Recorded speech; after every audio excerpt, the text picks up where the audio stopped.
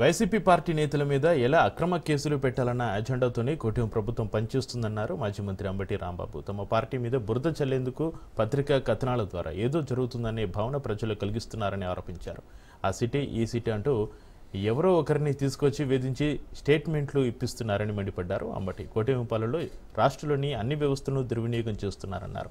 ఆఖరికి దేవాలయాలను కూడా తన స్వార్థ ప్రయోజనాలకు వాడుకునే నీచమైన పరిస్థితికి ప్రభుత్వం దిగజారిందని విమర్శించారు అంబటి. 2024లో అంటే 12వ తారీఖున జూన్ని చంద్రబాబు నాయుడు గారు ప్రమాణ స్వీకారం చేస్తే వచ్చినటువంటి ట్యాంకర్లని శ్యామలరావు గారు టెస్ట్ చేశారు. టెస్ట్ చేస్తే దానిలో వనస్పతి కలిసిందేమో అనేటటువంటి ఒక అనుమానాన్ని వ్యక్తం చేశారు ఎన్డీడీబీ వాళ్ళు. రాజకీయ కక్ష కోసం ఇంత దారుణంగా వ్యవహరిస్తున్నటువంటి వ్యక్తి నారా చంద్రబాబు నాయుడు గారికి దేవుడన్నా దైవం అన్నా కూడా లెక్కలేదు. పవర్ రాజకీయం. జగన్మోహన్ రెడ్డి గారి మీద బురద జల్లటం, వైఎస్ఆర్ కాంగ్రెస్ పార్టీ వాళ్ళ మీద బురద జల్లటం, దేవుడిని అడ్డం పెట్టుకొని అన్యాయంగా అక్రమంగా సెంటిమెంట్తో వైఎస్ఆర్ కాంగ్రెస్ పార్టీ మీద దుష్ప్రచారం చేయటమే ప్రధాన ధ్యేయంగా ఇలాంటి ఏపీ మంత్రివర్గ సమావేశంలో కీలక నిర్ణయాలు తీసుకున్నారు. మొత్తం 70 ఎజెండా అంశాలపై చర్చించిన మంత్రివర్గం పలు కీలక నిర్ణయాలకు ఆమోదం తెలిపింది. రాజధాని అమరావతిలో క్వాంటమ్ కంప్యూటింగ్ వ్యవస్థ ఏర్పాటు, సంస్థలకు భూముల కేటాయింపులపైన సిఆర్టీఐ తీసుకునే నిర్ణయాలు, వివిధ పరిశ్రమల ఏర్పాట్లో భూ కేటాయింపునకు రాయితీలు, రెవెన్యూ శాఖలో పోస్టుల భర్తీ తదితర కీలక అంశాలకు కేబినెట్ ఆమోదం తెలిపింది. జరిగిన కేబినెట్ సమావేశాల్లో రాష్ట్రానికి దాదాపు 1,00,000 కోట్ల రూపాయల పెట్టుబడులు వచ్చే ప్రతిపాదనలను కేబినెట్ సమావేశం ఆమోదించడం జరిగిందని చెప్పేసి మనం చేస్తాను. ఈ రాష్ట్ర అభివృద్ధి లక్ష్యంగా, ఈ రాష్ట్రంలో యువతీ యువకుల ఉపాధి లక్ష్యంగా, ఉద్యోగ అవకాశాల లక్ష్యంగా అనేక పాలసీలు, ఫుడ్ ప్రాసెసింగ్ పాలసీ కానివ్వండి, ఎలక్ట్రానిక్ పాలసీ కానివ్వండి, ఏపీ ఎలక్ట్రానిక్ కాంపోనెంట్ పాలసీ కానివ్వండి, లేకపోతే టూరిజం పాలసీ కానివ్వండి, కేంద్ర ప్రభుత్వ పాలసీలతో ఇంటిగ్రేట్ చేసుకుంటూ అనేక పాలసీలని ఆమోదించడం మూలంగా ఈ ప్రభుత్వం, చంద్రబాబు నాయుడు గారి నాయకత్వంలోని కూటమి ప్రభుత్వం ఈరోజు ప్రపంచంలోని దిగ్గజాలన్నీ కూడా ఆంధ్రప్రదేశ్ వైపు చూస్తున్నాయి అనేది వాస్తవం. ఈరోజు జరుగుతున్న ఇది కూడా అదే అని చెప్పేసి మనం చేస్తాము. ఇంకొక విధానాన్ని కూడా ఈరోజు కేబినెట్ ఆమోదించిందని చెప్పేసి మనం చేస్తాము. ఆంధ్రప్రదేశ్ క్వాంటమ్ కంప్యూటింగ్ విధానం 2025-30. ఈ క్వాంటమ్ విధానం అనేది ప్రపంచంలోనే కొత్త సాఫ్ట్వేర్ ఏ విధంగా అయితే వచ్చిందో, క్వాంటమ్ ఇది కూడా కొత్తగా వస్తున్న ఒక టెక్నాలజీ. ప్రపంచంలో కూడా కొన్ని దేశాల్లో మాత్రమే, Japan, China. AP CM Chandrababu Naidu కొందరు ఎమ్మెల్యేల తీరుపైన తీవ్ర అసంతృప్తి వ్యక్తం చేశారు. ఎమ్మెల్యేల బాధ్యత ఇన్ఛార్జి మంత్రులదే అన్నారు సీఎం చంద్రబాబు. తప్పు చేసిన ఎమ్మెల్యేలపై కఠినంగా వ్యవహరించారన్నారు. మంత్రుల వల్లే ఎమ్మెల్యేలు ఇష్టారాజ్యంగా ఉంటున్నారని సీరియస్ అయ్యారు. విశాఖ సమ్మిట్పై దృష్టి పెట్టాలని మంత్రులను ఆదేశించారు. 13వ తేదీ నుంచి మంత్రులంతా విశాఖలో ఉండాలన్నారు సీఎం చంద్రబాబు.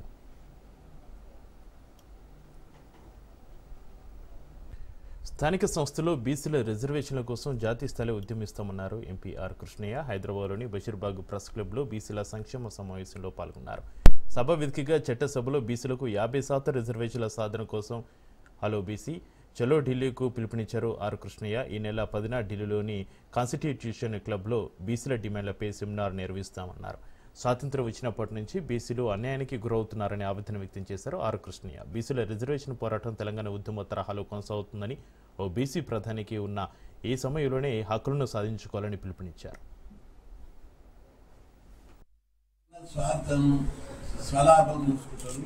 ఒక యోగి ఇల్లు లేదు, ఊరు లేదు, ఆస్తి లేదు, పాస్తి లేదు, భారతదేశ ప్రజలైన కుటుంబాన్ని భావించి పరిపాలిస్తున్నటువంటి నరేంద్ర మోడీ ఆయాంలోపలే మేము అభివృద్ధి చెందుతామని చెప్పి బీసీలు కంపెడు ఆశలు పెట్టుకున్నారు ఆయన మీద.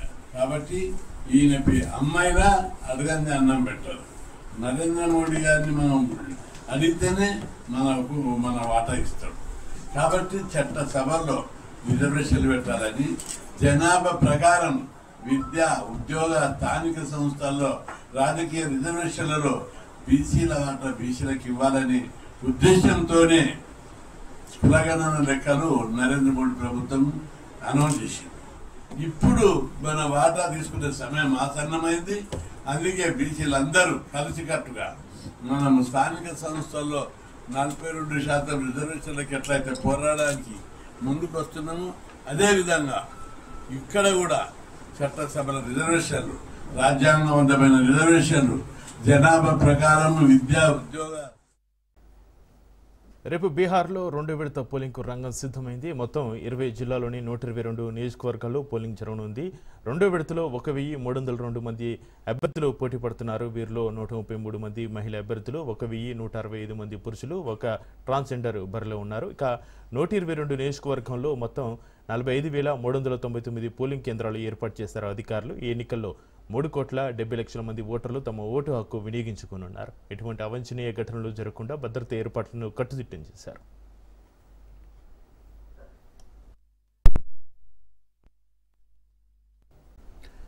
అందశ్రీ హఠాన్ మరణం తెలంగాణ రాష్ట్రానికి తీరని లోటు అని అన్నారు మాజీ మంత్రులు కేటీఆర్, జగదీష్ రెడ్డి. అందశ్రీ భౌతిక గాయానికి నివాళులు అర్పించారు. ఆయన ఆత్మకు శాంతి చేకూరాలని భగవంతుని ప్రార్థిస్తున్నామని తెలిపారు.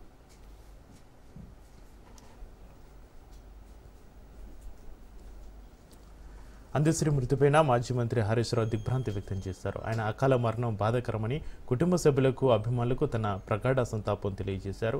అందశ్రీ ఆత్మకు శాంతి చేకూరాలని భగవంతుని ప్రార్థిస్తున్నానని హరీష్ రావు తెలిపారు.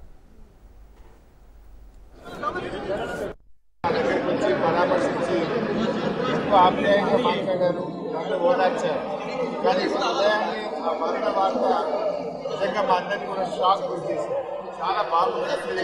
ఆరోగ్యంగా ఉన్నటువంటి తెలంగాణ ఉద్యమంలో మాతో పాటు కలిసి పనిచేసినటువంటి ముఖ్యమంత్రి అందశ్రీ గారు పుస్తకాలు చదివినది కానీ ప్రపంచాన్ని చదివినటువంటి వ్యక్తి. అందశ్రీ గారు కాళోజీ గారు లాంటి పెట్టి ఆ స్థాయిలో తెలంగాణలో ఎంతో పేరు చేసినటువంటి వ్యక్తి. సామాన్య పేద ప్రజల వేదనే ఆయన కవితా వస్తువులుగా ఉండేది. ఆయన మరి అలవోకుండా అప్పటికప్పుడు ప్రజల వేదన తన మాటల రూపంలో, తన పాఠ్యంలో వచ్చేటువంటి గొప్ప. ప్రముఖ కవి, రచయిత అందశ్రీ కన్నుమూశారు. ఇంట్లో ఒక్కసారిగా కుప్పకూలి పడిపోయారు అందశ్రీ.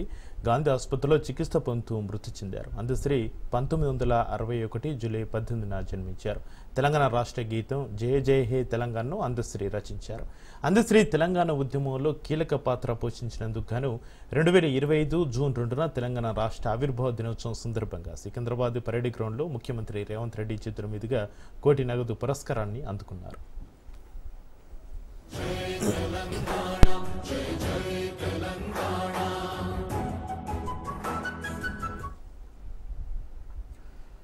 అందశ్రీ మృతి పట్ల ప్రముఖులు సంతాపం తెలిపారు. అందశ్రీ మృతి పట్ల సీఎం రేవంత్ రెడ్డి దిగ్భ్రాంతి వ్యక్తం చేశారు. అందశ్రీ కుటుంబ సభ్యులకు సానుభూతి తెలిపారు. అందశ్రీతో ఉన్న అనుబంధాన్ని స్మరించుకున్నారు. అందశ్రీ మరణం తెలంగాణ సాహిత్య లోకానికి తీరని లోటని రేవంత్ అన్నారు. స్వరాష్ట్ర సాధనలో జాతిని జాగృతం చేయడంలో అందశ్రీ చేసిన కృషి చిరస్థాయిలో నిలిచిపోతుందన్నారు. అందశ్రీ రచించిన జయ జయ హే తెలంగాణ గేయం కోట్లాది ప్రజల గొంతుకి నిలిచిందన్నారు సీఎం రేవంత్. అందశ్రీ మృతి పట్ల మాజీ సీఎం కేసీఆర్ దిగ్భ్రాంతి వ్యక్తం చేశారు. కుటుంబ సభ్యులకు ప్రగాఢ సానుభూతి తెలిపారు. అందశ్రీ మృతి పట్ల మాజీ మంత్రి హరీష్ రావు దిగ్భ్రాంతి వ్యక్తం చేశారు.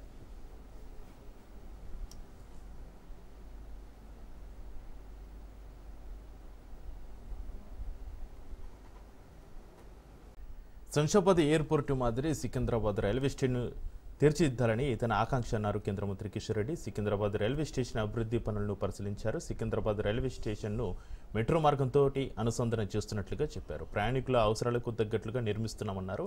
నడుస్తున్న రైలు ప్రయాణికులకు ఇబ్బంది లేకుండా పనులు చేయాల్సి వస్తుందన్నారు. ఈ స్టేషన్లో 26 లిఫ్ట్లు, 32 ఎస్కలేటర్లు ఉంటాయని, రైల్వే స్టేషన్ కోసమే ప్రత్యేకంగా 2 సబ్ స్టేషన్ల నిర్మాణం జరుగుతుంది అన్నారు.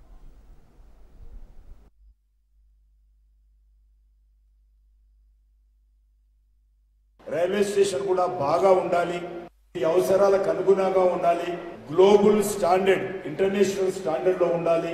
అభివృద్ధి చెందుతున్నటువంటి హైదరాబాద్ నగరానికి సికింద్రాబాద్ రైల్వే స్టేషన్ కూడా ఒక మణిహారంగా ఉండాలి. ఈ యొక్క రైల్వే స్టేషన్ కు డిజైన్ చేయడం జరిగింది, రీడిజైన్. చాలా పెద్ద బడ్జెట్ 715 crores మొదటి దశలో ఖర్చు పెడతా ఉన్నాం. ప్రతి గంటకు 23,000 మంది వస్తారు ఇక్కడ. ఒక్కొక్కసారి 5 లక్షల litres per day sewerage treatment plant వస్తుంది. ఇక్కడ రెయిన్ వాటర్ కూడా హార్వెస్టింగ్ పిట్స్ చేస్తా ఉన్నాం. రైల్వే స్టేషన్ పరిసర ప్రాంతాల్లో పడేటువంటి ప్రతి నీటి చుక్క బయటికి పోకుండా సుమారు 3,50,000 లీటర్స్ కెపాసిటీ ఉండేటువంటి హార్వెస్టింగ్ బిట్స్ ఇక్కడ ఏర్పాటు చేస్తా ఉన్నాం. నార్త్ మెయిన్ బిల్డింగ్ కావచ్చు, మిగతా ప్లాట్ఫామ్ కావచ్చు, ఇవన్నీ కొద్దిగా క్రిటికల్ గా ఉన్నాయి. వాటన్నిటిని కూడా చాలా జాగ్రత్తగా ఏ రకమైనటువంటి ప్రజలకు ఇబ్బంది లేకుండా త్వరితగతిన దశల వారీగా పూర్తి చేస్తూ ప్యాసింజర్స్ ను వదులుతామని కూడా ఈ సందర్భంగా మనం చేస్తున్నాం. ఫైనల్ ఫినిషింగ్ వచ్చే సంవత్సరం ఎండింగ్ లో ప్రధానమంత్రితో ప్రారంభించి చేసుకోవాలా. ఎందుకంటే మన తెలంగాణలో, తెలంగాణ రాష్ట్ర రాజధానిలో అత్యంత ప్రతిష్టాత్మకమైనటువంటి ఈ రైల్వే స్టేషన్ గ్లోబల్ స్టాండర్డ్ లో నిర్మాణం చేస్తున్నాము. తెలంగాణ కళ ఉట్టిపడే విధంగా ఇక్కడ పెయింటింగ్స్ వస్తాయి. రైల్వే బడ్జెట్ గారి ప్రధానమంత్రి అయినప్పుడు ఆ సంవత్సరం కాంగ్రెస్ హయాంలో మన తెలంగాణకు 258 కోట్లు మన తెలంగాణ రైల్వేల అభివృద్ధి కోసం బడ్జెట్ లో కేటాయింపులు ఉండేది. అది ఈ రోజు ఎగ్జిస్టింగ్ ఫైనాన్షియల్ ఇయర్ లో కేంద్ర ప్రభుత్వ బడ్జెట్ లో 5,337 కోట్లు పెరిగింది. మోడీ గారి ప్రభుత్వము, బీజేపీ ప్రభుత్వము బడ్జెట్ పెంచి తెలంగాణలో సచివాలయంలో మంత్రిగా అజరుద్దీన్ బాధ్యతలు చేపట్టారు. మైనారిటీ వెల్ఫేర్, పబ్లిక్ ఎంటర్ప్రైజెస్ మంత్రిగా అజరుద్దీన్ బాధ్యతలు స్వీకరించారు. ఫకీర్ రిహాబిలిటేషన్ ఫైల్పై తొలి సంతకం చేశారు అజరుద్దీన్. తన ఛాంబర్లో ప్రత్యేక ప్రార్థనలు చేశారు. అజరుద్దీన్ తనపై ముఖ్యమంత్రి పెట్టుకున్న నమ్మకాన్ని నిలబెట్టుకుంటానని చెప్పారు.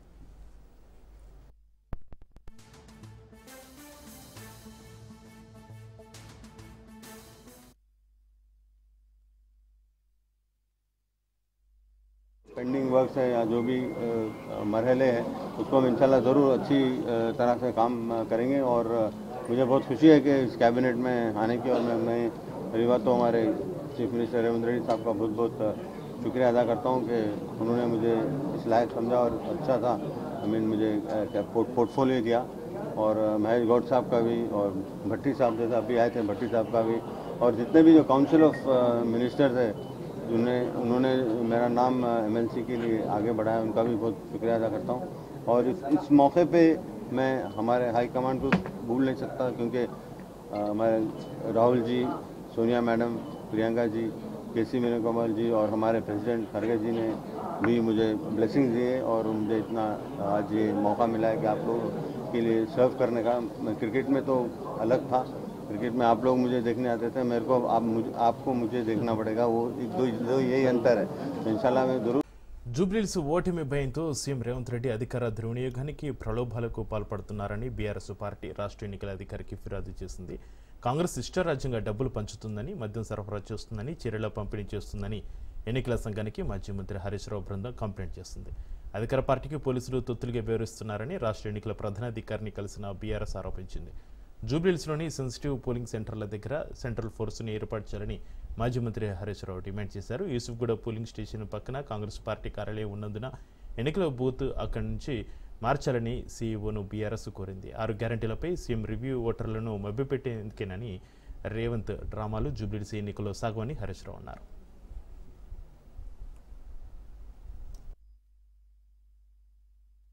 జూబ్లీహిల్స్ ఎన్నికల్లో కాంగ్రెస్ పార్టీ ఇష్టారాజ్యంగా మద్యాన్ని ప్రవహింపజేస్తూ, విచ్చలవిడిగా డబ్బులు పంపిణీ చేస్తూ, 1,00,000కు పైగా చీరల పంపిణీకి పాల్పడుతూ, రైస్ కుక్కర్లు, గ్రైండర్లు పంచుతా ఉంటే స్థానిక ఎన్నికల అధికారులు చోద్యం చూస్తా ఉన్నారు.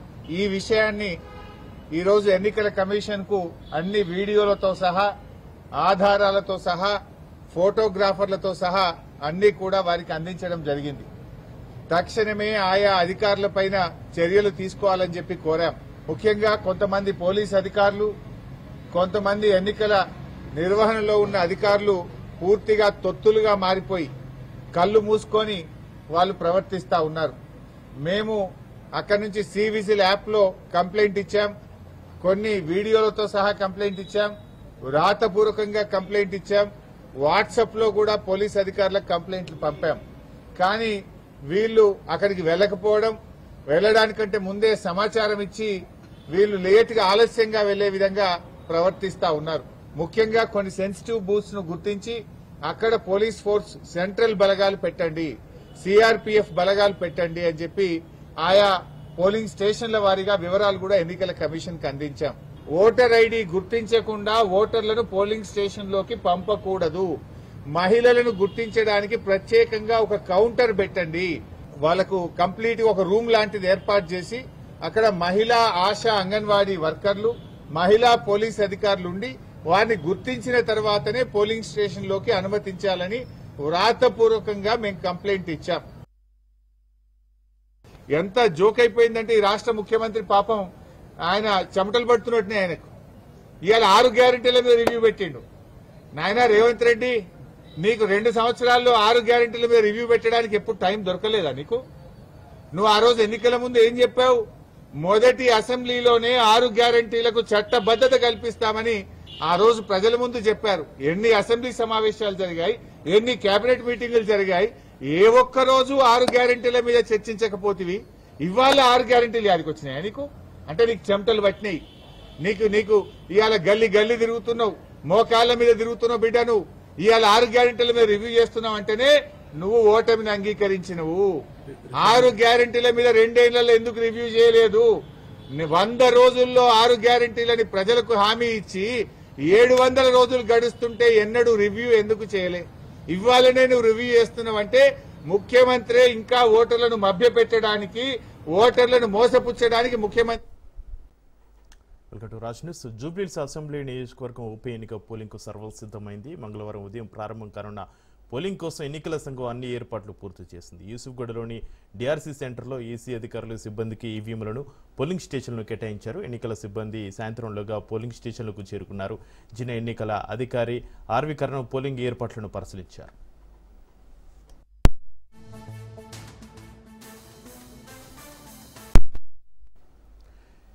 ఈసారి డ్రోన్ల ద్వారా సెక్యూరిటీ మానిటరింగ్ ఉంటుందని కర్ణన్ తెలిపారు. ప్రతి అభ్యర్థికి ఒక్కో పోలింగ్ ఏజెంట్ పాస్ను అందించినట్లుగా ఆయన పేర్కొన్నారు. జూబ్లీహిల్స్ ఉప ఎన్నికపైన తెలంగాణ రాష్ట్రం మొత్తం ఆసక్తిగా ఉంది.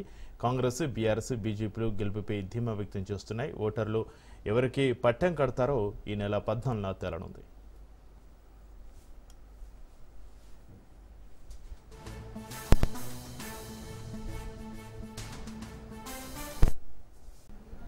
పుదుచ్చేరి కేంద్రపాలిత ప్రాంతంలోని యానంలో ప్రభుత్వ మద్యం దుకాణాల్లో ఎక్సైజ్ శాఖ అధికారులు దాడులు చేశారు. కాలం చెల్లిన బీర్లను విక్రయిస్తుండటంపై స్థానికులు ఫిర్యాదు చేయడంతో అధికారులు ఈ దాడులు చేశారు. ఒక ప్రభుత్వ మద్యం షాపులో కాలం చెల్లిన 4 కేసుల బీర్లను విక్రయిస్తున్నట్లుగా గుర్తించిన అధికారులు షాపులో ఎక్స్పైరీ అయి ఉన్న 3 బీర్ల కేసులను స్వాధీనం చేసుకున్నారు. పుదుచ్చేరి ప్రభుత్వ దుకాణాల్లోనే ఎక్స్పైరీ డేట్స్ అయిపోయిన మందు అమ్ముతుంటే ఇక ప్రైవేటు షాపులలో ఇంకా ఎంత మద్యం నిల్వ ఉందో అంటూ స్థానికులు ఆందోళన వ్యక్తం చేస్తున్నారు. దీనిపై ఎక్సైజ్ శాఖ అధికారులు స్పందించి వినియోగదారుల ఆరోగ్యంతో చెలగాటమాడుతున్న వారిపై చర్యలు తీసుకోవాలని స్థానికులు డిమాండ్ చేస్తున్నారు.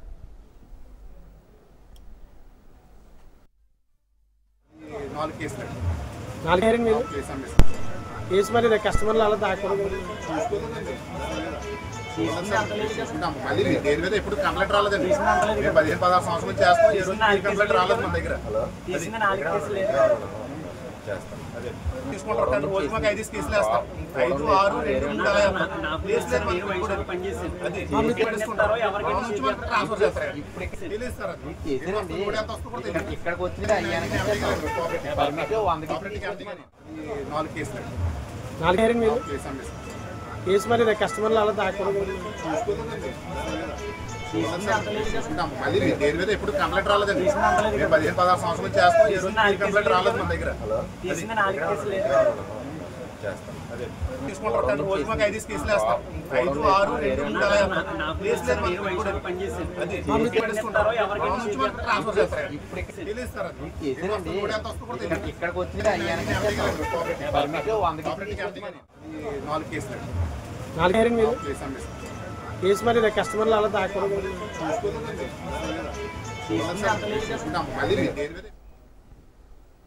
నాగర్ కర్నూలు జిల్లాలో ఫ్రీ బస్సు పథకం పట్ల అసంతృప్తి వ్యక్తం చేస్తూ మహిళలు రోడ్డెక్కారు. ఆర్టీసీ బస్సులు ఆగకపోవడంతో మహిళలు రేవంత్ అన్న మాకు ఫ్రీ బస్సులు వద్దంటూ అసహనం వ్యక్తం చేశారు. మననూరు గ్రామం వద్ద తీవ్ర ఆగ్రహంతో రోడ్డుపై వచ్చిన మహిళలు ఆర్టీసీ బస్సులు ఆగడం లేదంటూ తీవ్రంగా మండిపడ్డారు. ప్రతిరోజు గ్రామం నుంచి ఆర్టీసీ బస్సుల్లో వెళ్లే మహిళలు ఫ్రీ బస్సు పథకం వల్ల డ్రైవర్లు ఆపడం లేదని, తమను చిన్నచూపు చూస్తున్నారని ఆగ్రహం వ్యక్తం చేశారు. ఉచిత బస్సు పథకాన్ని అందరికీ సౌకర్యవంతంగా అమలు చేసేలా ప్రభుత్వ చర్యలు తీసుకోవాలని కోరుతున్నారు.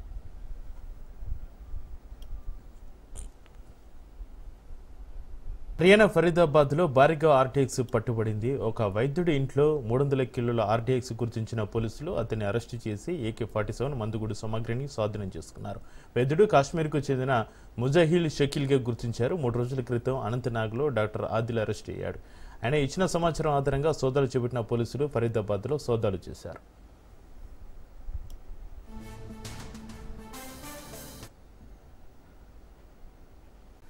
సూర్యాపేట తిలక్ నగర్ ప్రభుత్వ ప్రాథమిక పాఠశాలకు తాళం పడింది. 3 ఏళ్లుగా కిరాయి ఇవ్వడం లేదంటూ భవన యజమాని తాళం వేశారు. స్కూలుకు వచ్చిన విద్యార్థులు బయటనే వీచి ఉన్నారు. భవన యజమాని స్కూలుకి తాళం వేయడంతో పిల్లలను హైస్కూలుకు షిఫ్ట్ చేశారు. 3 ఏళ్ల కిరాయి ఇవ్వాల్సింది నిజమేనని, అయితే 6 నెలల క్రితమే ఈ సంవత్సరానికి సంబంధించిన రెంట్ పే చేసినట్లుగా అధికారులు తెలిపారు.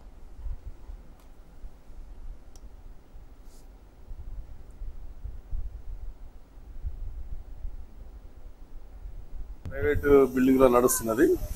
సొంత భవనం లేకపోవడం వల్ల గత 3 సంవత్సరాల నుండి రెంట్స్ రాకపోవడం వల్ల ఓనరు ఈ సంవత్సరం స్టార్టింగ్ లోనే తాళం వేయడం జరిగింది. అప్పుడు వారికి తప్పకుండా ప్రయత్నం చేపిస్తామని చెప్పి డిఓ గారితో మాట్లాడించి కలెక్టర్ గారి దృష్టికి తీసుకుపోవడం జరిగింది. ఈ సంవత్సరం 4 నెలలు బిల్లు ఆల్రెడీ సబ్మిట్ చేసినాము. ఇంకో 2 నెలల బిల్లు కూడా బడ్జెట్ శాంక్షన్ అయింది. కానీ రాత్రి సడన్ గా హెడ్ మాస్టర్ గారికి ఫోన్ చేసి స్కూల్ కు తాళం వేస్తున్నాను చెప్పడంతో ఉదయం ఇక్కడికి రావడం జరిగింది. వారితో మాట్లాడుతున్నాం. మేము మాట్లాడి డిఓ గారు కూడా రిపోర్ట్ చేసినాం. ఇప్పుడు వారు వచ్చి తాళం తీస్తున్నారు. 3 years డ్యూ ఉంది. ఈ సంవత్సరం 6 months శాంక్షన్ అయింది. అలాగే సేమ్ ఇంకా 2 కూడా గవర్నమెంట్ రెంటెడ్ బిల్డింగ్స్ ఉన్నాయి. వాటితో పాటు దీని కూడా శాంక్షన్ అయింది. తిరుమలలో అపచారం జరిగింది. అలిపిరి మెట్ల మార్గంలో నిషేధిత ఆహారాన్ని తిన్నారు పారిశుద్ధ కార్మికులు. వీడియో తీసిన భక్తులు సోషల్ మీడియాలో పోస్ట్ చేశారు. వీడియో కాస్త వైరల్గా మారింది. నిషేధిత ఆహారం తిన్న సూపర్వైజర్ వెంకటస్వామితో పాటుగా పారిశుద్ధ కార్మికులపై పోలీసులకు ఫిర్యాదు చేసింది టీటీడీ ఆరోగ్య శాఖ విభాగం. దీంతో ఇద్దరిని ఉద్యోగాల నుంచి తొలగించారు.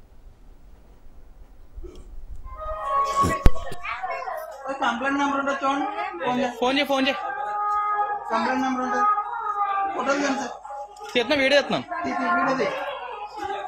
బాగా కటకారం అయిపోయింది. ప్రతిసారి సార్ గూగుల్లో కొట్టండి సార్ టీటీడీ.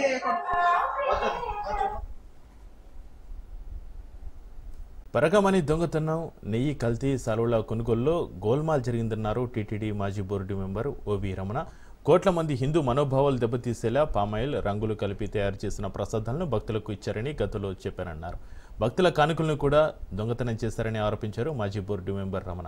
అసలు స్వామివారి నగలు నిజమైనవి ఉన్నాయా లేక గిల్టు నగలా అనే అనుమానం భక్తులకి కలుగుతుందన్నారు రమణ. ఎన్ని తప్పులు చేసి సిగ్గు లేకుండా పక్కన జోకర్లను పెట్టుకుని ఓ మాజీ చైర్మన్ ప్రెస్ మీట్లు పెడుతున్నారని విమర్శించారు. టీటీడీ చరిత్రలోనే సిటీతో కూడిన విజిలెన్స్ విచారణలు జరుగుతున్నాయన్నారు. దశాబ్దాలుగా మనం ఇప్పుడు చూస్తున్నాం సీట్తో కూడిన CBI enquiry, CID enquiry, ACB enquiry, ఇంకా రేపు ఎన్ని రాబోతున్నాయి ఎంక్వైరీలు. ఇంత దౌర్భాగ్యమైన పరిస్థితికి మూల కారణం అప్పటి పాలక మండలి చేసిన నిర్వాహకం. నేను మొట్టమొదటిగా చెప్పినప్పుడు ఇది ఇంపోర్ట్ చేసి బటరాయిల్ ఇంపోర్ట్ చేసి రంగులు కల్పేసి ఇస్తున్నారు అని చెప్పి నేను గగ్గోలు పెట్టి అన్ని చేస్తే ఈరోజు నిరూపణ అయింది. కోట్ల మంది మనోభావాలు, స్వామి శాక్తాలతో సమర్పించే నైవేద్యాల దగ్గర నుంచి, లడ్డు విషయాల దగ్గర నుంచి కల్తీ జరిగితే కనీసం పశ్చాత్తాపం కూడా ఇవాళ లేదు. అరే మనం తప్పు చేశామే, అటువంటిది ఇంత నిరూపణపై సిట్లు కూడా తీసుకొచ్చి వీళ్ళు జైల్లో కూడా పెడితే ఇటువంటి తప్పు మనం చేశామని పశ్చాత్తాపం లేకపోగా ఇప్పుడు భక్తులకంతా లేని అనుమానము అసలు స్వామి నగలు ఒరిజినల్గా ఉన్నాయా గుళ్ళో, వాటి ప్లేస్లో గిల్ట్ నగలు ఏమైనా చేరాయా. ఇదెందుకు ఇవాళ నేను మాట్లాడుతున్నానంటే కారణం బంగారు చెంబు అనుకుంటాను, చెంబో పళ్ళం ఇస్తే 6 నెలల పాటు బుక్లో ఎంటర్ చేయకుండా 6 నెలల పాటు అంటే ఆ కానుక బడి కావాలి దాకా వచ్చింది, బడి కావాల్సి లోపలికి పోలేదు. ఏమైంది? నువ్వు ఇప్పుడు కూడా చెప్తున్నావు కదా మీ మీడియా వాళ్ళకి, నేను జైలు అంటే భయం లేదు, నిన్ను ఎవరు జైలు పంపిస్తున్నాడు, అరెస్ట్ అని మీరు అడుగుతున్నారు కదా. మీరు ఏ ఏజెన్సీకి ఉందో ఆ ఏజెన్సీ పిలిపించిన వాళ్ళు సహకరించాల్సిన బాధ్యత మీదండి. దానికి ముందే మీరు ఒక నేపథ్యం చెప్పేస్తారు. ద్వీప దేశం ఫిలిప్పీన్స్ను మరో పెను తుఫాను అత్తలకుత్తలం చేస్తుంది. ఇటీవలే కల్మేగి తుఫాను సృష్టించిన విధ్వంసం నుంచి కోలుకోకముందే ఫుంగువాంగ్ అనే సూపర్ టైఫూన్ దేశంపైన విరుచుకుపడింది. ఈ ఉదయం అరోరా ప్రావిన్స్లోని దినాలుంగన్ పట్టణం వద్ద ఇది తీరం దాటింది. ఆ సమయంలో గంటకు 185 కిలోమీటర్ల స్థిరమైన వేగంతో గాలులు వీచాయని, వాటి తీవ్రత గరిష్టంగా గంటకు 230 కిలోమీటర్ల వరకు చేరిందని వాతావరణ శాఖ అధికారులు తెలిపారు.